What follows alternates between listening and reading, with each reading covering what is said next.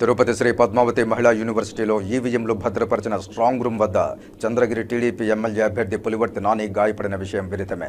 కాగా పులివర్తి నానిని పరామర్శించడానికి టీడీపీ ముఖ్య నాయకులందరూ వరుసగట్టారు. ఈ క్రమంలో గురువారం ఉండి టీడీపీ ఎమ్మెల్యే అభ్యర్థి రఘురామకృష్ణంరాజు పులివర్తి నానిని తిరుచానూరు వద్ద గల రఘునాథ్ రిసార్ట్స్ సమీపంలో ఉన్న నాని స్వగృహంలో కలిసి పరామర్శించారు.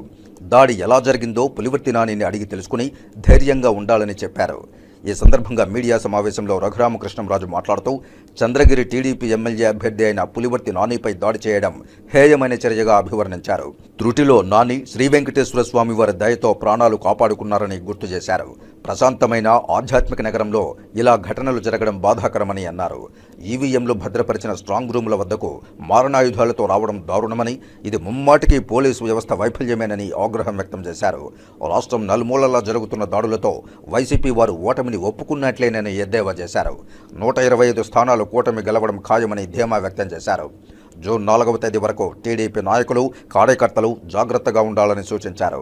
4వ తేదీ సాయంత్రం నుండి వైసీపీలో అంతర్యుద్ధం మొదలవుతుందని జోస్యం చెప్పారు. టీడీపీ శ్రేణులందరూ అత్యంత అప్రమత్తంగా ఉండాలని హితవు పలికారు. ఏ కష్టం వచ్చినా బాబుగారు చూసుకుంటారని ధైర్యం చెప్పారు. ఐపాక్ మీటింగ్లో జగన్ మాట్లాడిన విధానం హాస్యాస్పదమని ఎద్దేవా చేశారు. ఈవీఎం భద్రతను ఎలక్షన్ కమిషన్ ప్రతిష్టాత్మకంగా తీసుకుందని తెలిపారు. తప్పు చేసిన వారికి శిక్ష పడాలని ప్రజలు కోరుకుంటున్నారని అన్నారు. ఈ సమావేశంలో టీడీపీ చిత్తూరు పార్లమెంట్ అధ్యక్షులు సిఆర్ రాజన్, జిల్లా TDP media coordinator Sridhar Varma, మాజీ MLA as Manohar, TDP Tirupati rural మండల అధ్యక్షులు ఈశ్వర్రెడ్డి తదితరులు పాల్గొన్నారు. ఏది ఏమైనా ఖచ్చితంగా తక్కువలో తక్కువ వేసుకుంటే 125 స్థానాలు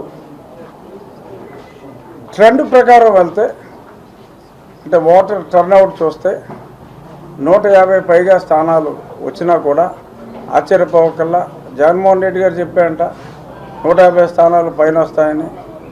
మరి ఉన్నవే 175 స్థానాలన్న సంగతి ఆయన మర్చిపోయాడేమో. మరి ఆయన ఎందుకు అన్నాడో మతిలేని మాటలుగా మనం భావించాల్సి వస్తుంది. కేవలం ఈలోపు 4వ తారీఖు వరకు కూడా మరి ఎన్నో ఇటువంటి దాడులు ఎన్నో జరగవచ్చు. అందరూ కూడా తెలుగుదేశం నాయకులు, తెలుగుదేశం పార్టీ సీనియర్ క్యాడర్ అందరూ కూడా చాలా చాలా చాలా అప్రమత్తంగా ఉండవలసిన అవసరం ఉంది. 4వ తారీఖు రిజల్ట్స్ వచ్చిన రోజు కూడా దానివల్ల మేము ఆర్థికంగా, సామాజికంగా అన్ని రకాలుగా దెబ్బతిన్నామని చెప్పి ఒక రెవల్యూషన్ విత్ ఇన్ ది పార్టీలోనే, వాళ్ళ పార్టీలోనే రెవల్యూషన్ వస్తుంది. మన మీద చేసే ఈ దాడులకి అప్రమత్తంగా ఉండవలసిన అవసరం ఉంది. ప్రతి దాడులకి అవసరం లేకుండా చాలా జాగ్రత్తగా తెలుగుదేశం పార్టీ శ్రేణులన్నీ కూడా భారతీయ జనతా పార్టీ మీదకి వెళ్ళాలంటే అంత దమ్ము లేదు. సో కాబట్టి వాళ్ళ దృష్టి అంతా కూడా ఎక్కువగా తెలుగుదేశం పార్టీ కేడర్ మీద ఉంటుంది. కాబట్టి తెలుగుదేశం పార్టీ కేడర్ అయితే అత్యంత అప్రమత్తంగా, ఎస్పెషల్లీ పోటీ చేసి ఆల్మోస్ట్ అందరూ గెలవబోతున్నారు. కాబట్టి నాకులాగా, నాని గారిలాగా పోటీ చేసిన వాళ్ళందరూ కూడా చాలా చాలా చాలా జాగ్రత్తగా సెక్యూరిటీ అలర్ట్తో ఉండాలి అని చెప్పి మొత్తం అందరికీ, తెలుగుదేశం పార్టీ శ్రేణులందరికీ కూడా నా విజ్ఞప్తి. ఏ కష్టం వచ్చినా చంద్రబాబు నాయుడు గారు పైన చూసుకోవడానికి ఉన్నప్పటికీ ఈ రకంగా దాడులు చేసి మరి త్రుటిలో ప్రాణం కాపాడుకున్నారు నాని గారు. ఆయనకి మరి ఆ వెంకటేశ్వర దయతో ఆయన ప్రాణాలు కాపాడుకోగలిగారు అనేది నా అభిప్రాయం.